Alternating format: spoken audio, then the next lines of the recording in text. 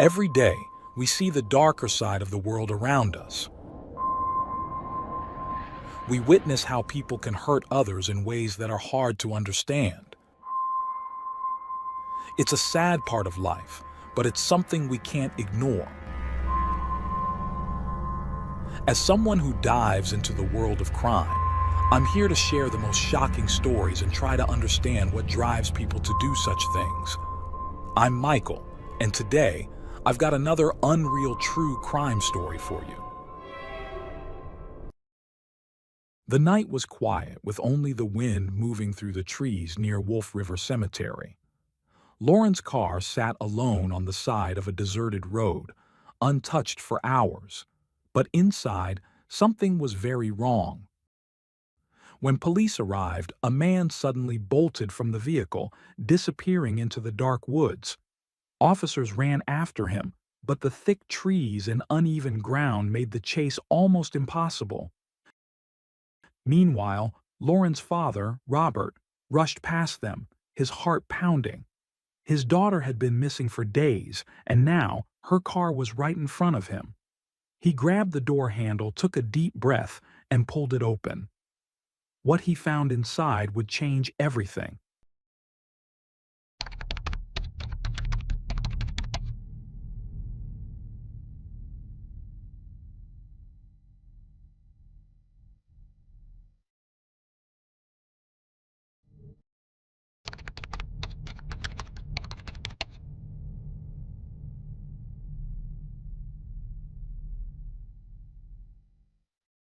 Lauren Johansson entered the world on October 30th, 2001, in the charming town of Ocean Springs. Known for its breathtaking landscapes, tree-lined avenues, and serene beaches, the town drew in countless visitors. But for Lauren, it was more than just a picturesque getaway. It was the heart of her childhood, a place filled with love, family, and life lessons that shaped her character. Raised by her devoted parents, Robert and Tamala, Lauren grew up in a household brimming with warmth and resilience. Her two older sisters, both born with serious health conditions, required constant care, and from an early age, Lauren embraced a nurturing role. She assisted her parents with daily responsibilities, learning the value of patience and compassion firsthand. This experience molded her into a selfless and empathetic individual, always eager to lend a hand to those in need. Lauren's affection for animals blossomed early on. Fascinated by all creatures, whether domesticated pets or wildlife, she developed a profound connection with them. Her parents encouraged this passion, and as she grew older, she actively sought opportunities to make a difference. By her teenage years, Lauren had become a dedicated volunteer at local animal shelters, not only feeding and caring for animals, but also rehabilitating those that had suffered injuries. Her devotion extended beyond dogs and cats. She nurtured horses, rescued birds, and tended to various wild animals, solidifying her dream of dedicating her life to helping others. Inspired by her innate compassion, Lauren decided to pursue a career in nursing. Her decision aligned seamlessly with her natural inclination to care for people and animals alike. She excelled in her studies at the University of Southern Mississippi, driven by a relentless work ethic and an unwavering desire to make a meaningful impact. Lauren's ultimate goal was ambitious yet deeply personal. She aspired to establish a sanctuary for rescued and rehabilitated animals, a dream she tirelessly worked toward by saving every penny she could. During her senior year of high school, Lauren crossed paths with Bryson Rivers, a charismatic and talented athlete admired by many. Born on February 9th, 2000, Bryson was raised in a large, devout household where faith and family were of utmost importance. As the eldest sibling, he bore significant responsibilities, which instilled in him a strong sense of discipline and leadership. His dedication to academics and athletics, particularly in football and track, earned him the admiration of both peers and teachers. At first glance, Lauren and Bryson's relationship seemed ideal. They were both ambitious, driven, and supportive of each other's aspirations. Lauren often spoke about Bryson's thoughtfulness, appreciating the way he made her feel valued and cherished. Likewise, Bryson took pride in Lauren's kindness and determination. However, beneath the surface, a troubling pattern began to emerge. In the beginning, Bryson's attentiveness seemed sweet. He wanted to spend more time with Lauren and asked about her day. But gradually, his affection turned into control. He grew possessive, questioning her interactions with male friends and classmates. His requests to limit her social engagements became demands, masked under the guise of concern for her well-being. Lauren's friends noticed the changes first. She withdrew from social events and avoided conversations about her relationship. When confronted, she defended Bryson, attributing his behavior to stress or his impending military enlistment. Even as his actions became more manipulative, Lauren convinced herself that his jealousy stemmed from love. As the months passed, Bryson's control tightened. He alternated between showing affection and using emotional guilt to justify his actions. If Lauren tried to set boundaries, he turned arguments into moments of reconciliation, convincing her that his actions were for the good of their relationship. Slowly, she adapted to his expectations, unaware of the toxic cycle she had fallen into. Despite growing concerns from her family and friends, Lauren remained steadfast in her belief that Bryson was simply going through a difficult time. She dismissed warnings and rationalized his behavior, clinging to the hope that things would improve. But the situation took a darker turn when his temper escalated beyond words. During a heated argument, Bryson's frustration boiled over, revealing a side of him that Lauren had never seen before. In that moment, the illusion of a perfect relationship shattered, leaving her to question the reality she had been defending for so long.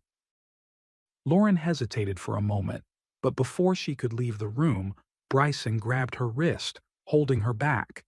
It was the first time he had physically restrained her, and though the moment was brief, it left an imprint in her mind. Later, when recounting the incident to her friends, she downplayed it, explaining that Bryson had been upset and hadn't meant to hurt her. Her friends, however, noticed a shift in her demeanor. Lauren, once open and expressive, became reserved when discussing her relationship. She brushed off concerns, even as Bryson's criticisms of her became more frequent. He made her feel responsible for their arguments, convincing her that her actions triggered his reactions. Her closest friends urged her to see the pattern, but Lauren defended him, insisting that they were simply going through a rough patch. Subtle but alarming behaviors started surfacing in public. Bryson would cut her off mid-conversation or make sharp remarks when he thought she was getting too much attention. One evening, while out with friends, Lauren simply thanked a waiter for good service. Bryson's mood darkened instantly. The rest of the night, he made passive-aggressive comments, making sure she knew he disapproved.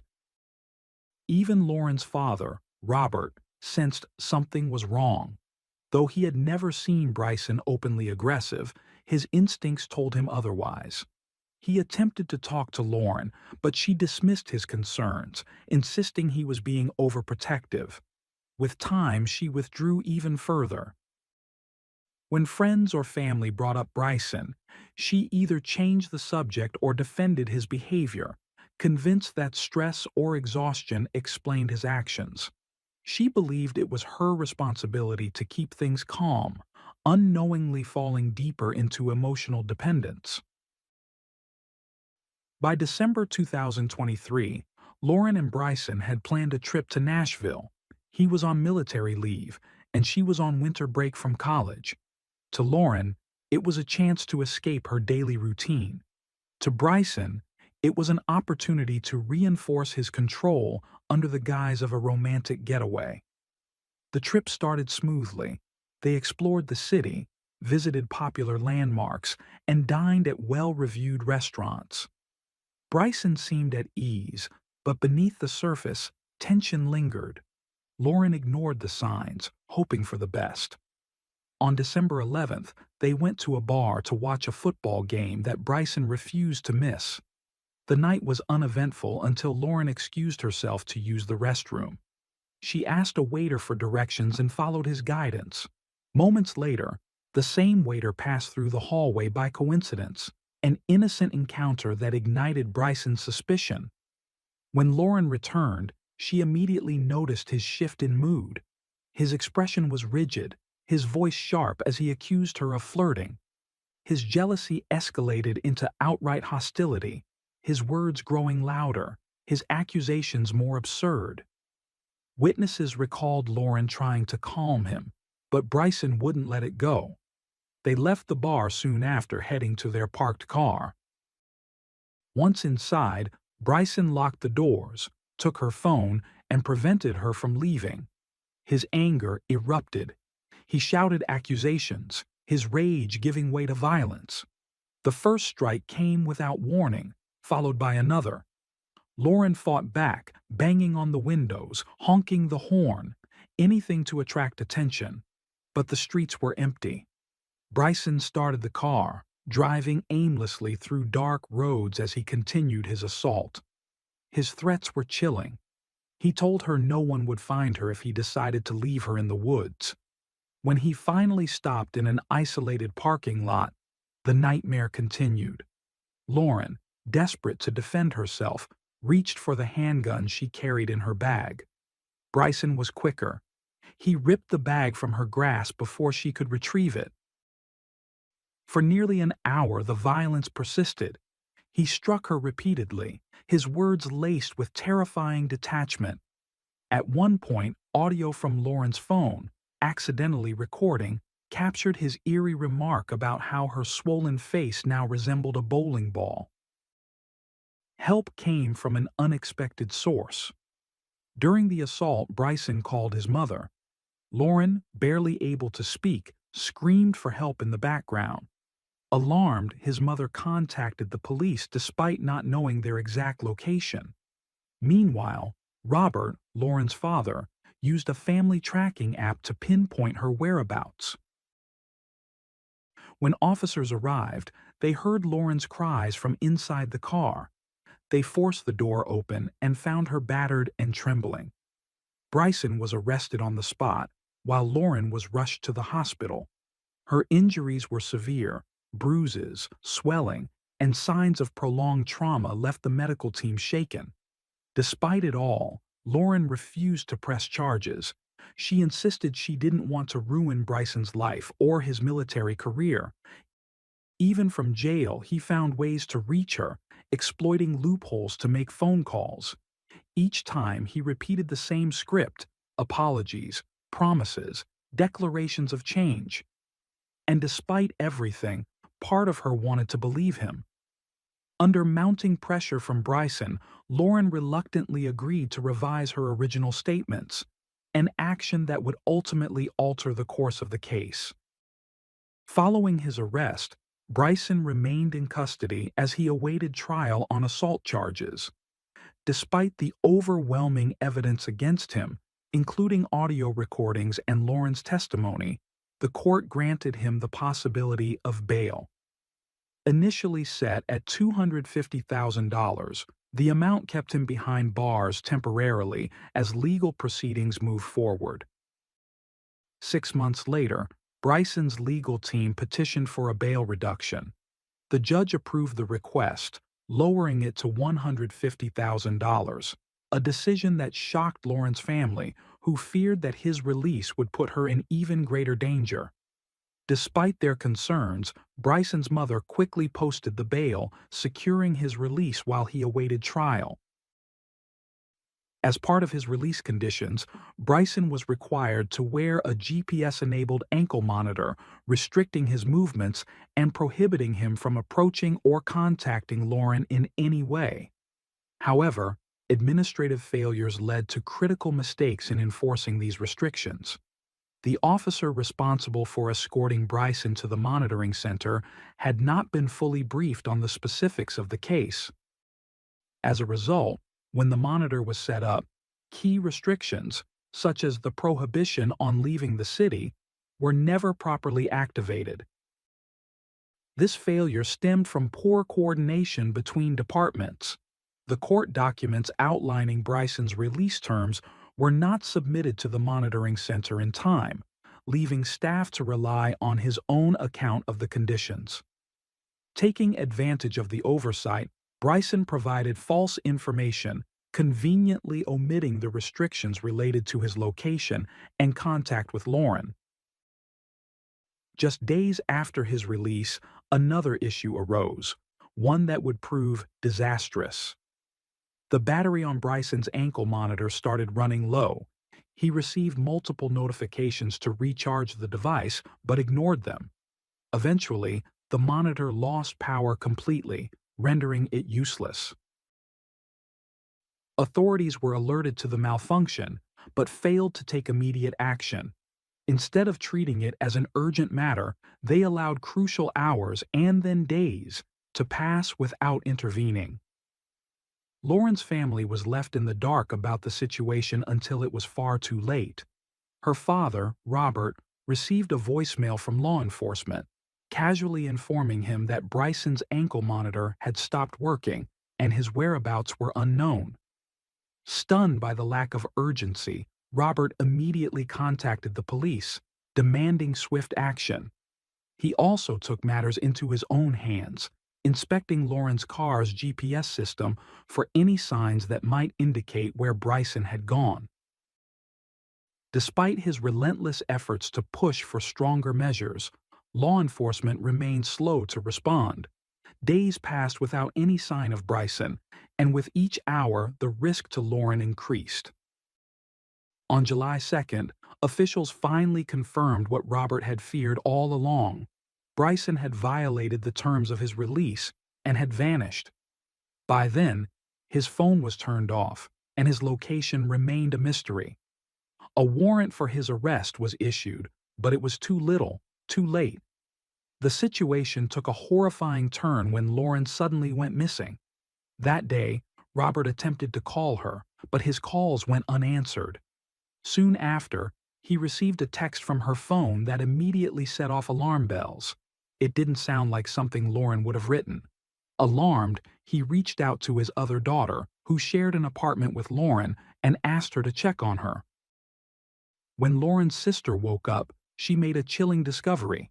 The front door of their apartment was wide open, the security cameras had been disabled, and Lauren's car was gone. She immediately called Robert, who wasted no time in reporting Lauren missing. Despite the mounting evidence and the family's desperate pleas, law enforcement was slow to react. Over 24 hours passed before authorities finally agreed to track Lauren's car, a delay that would mark yet another catastrophic failure in the handling of Bryson's case. On July 3, 2024, police finally tracked Lauren's car using its GPS signal. It was found parked in a secluded area near Wolf River Cemetery, just outside of town. The location was notorious for its remoteness, surrounded by thick woods and far from any heavily trafficked roads. The grim discovery set off an immediate response from both law enforcement and Lauren's father, Robert, who arrived at the scene shortly after officers. As police approached the car, a figure suddenly bolted from the vehicle and sprinted into the dense tree line. It was Bryson Rivers. Officers gave chase, but the thick underbrush made pursuit difficult, and he quickly vanished into the forest. Robert, consumed by fear, rushed to the vehicle, desperately hoping to find his daughter alive. But when he pulled open the door, the horror that awaited him was beyond anything he had ever seen. Lauren's body lay on the back seat, wrapped in a sheet and black plastic bags. The injuries to her face and head were so severe that she was almost unrecognizable.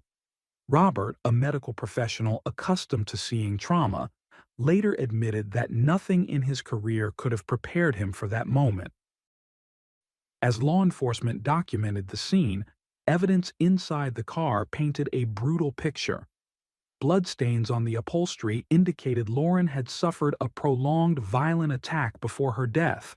Despite his own anguish, Robert remained at the scene, refusing to leave until the investigation was completed, even as his own health began to deteriorate from the emotional toll. The search for Bryson carried on for several hours. Helicopters equipped with thermal imaging combed the area, eventually detecting his heat signature deep in the woods. Officers surrounded his location, closing in from all sides. 9 hours after the manhunt began, Bryson was finally apprehended. He surrendered without resistance, his demeanor eerily calm. During interrogation, Bryson offered his version of events. He admitted that on the morning of Lauren's disappearance, he had gone to her home, aware that she would be alone that day. Days of unanswered calls had fueled his anger and paranoia. Unable to accept that Lauren was trying to sever ties, he waited for her to leave the house and confronted her outside. Bryson claimed he only wanted to talk, but when Lauren refused and attempted to walk away, he grabbed her and forced her into her car. Despite her attempts to resist, he locked the doors and started driving.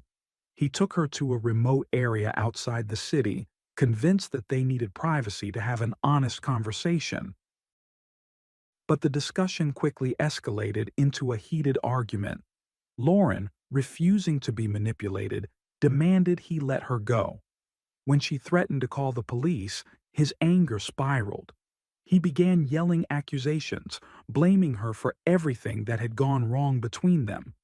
When she tried to escape by opening the door, he shoved her back inside. That moment marked a deadly turning point.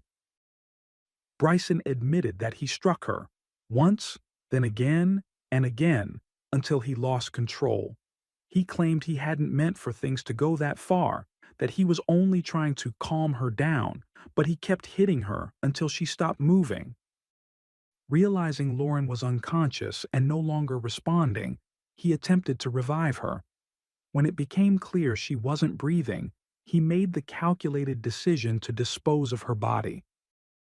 He retrieved a blanket from the trunk, wrapped her in it, and placed her in the back seat before driving to the secluded area near Wolf River Cemetery.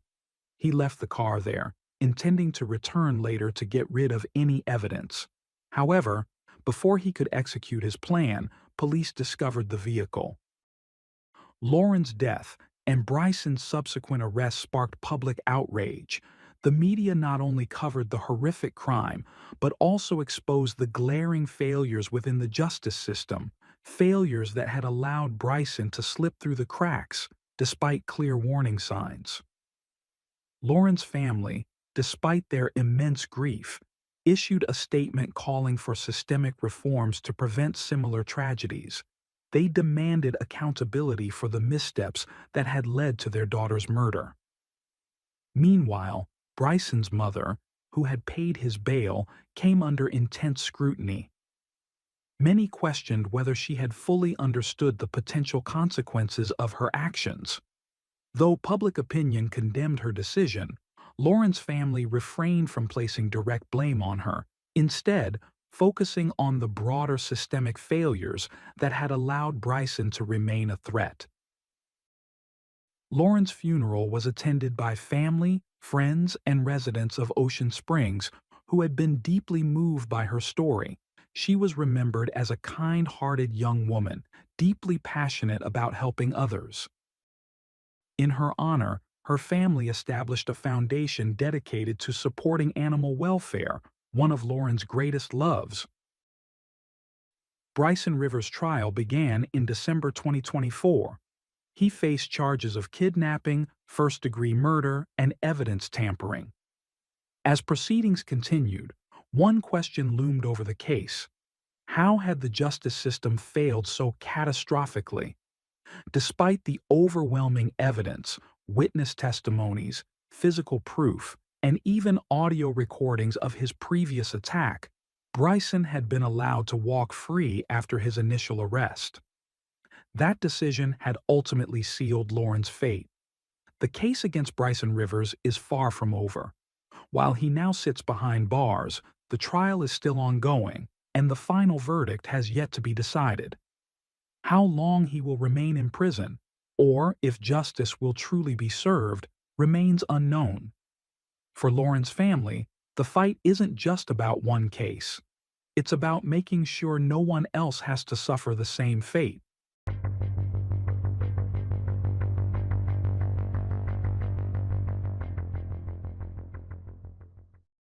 Thanks for tuning in to Unreal True Crime. If you're intrigued by mysteries from around the world, check out our new channel, Latin Crimes, where we dive into the gripping true crime stories of Latin America. Don't miss out. Subscribe now for more thrilling investigations.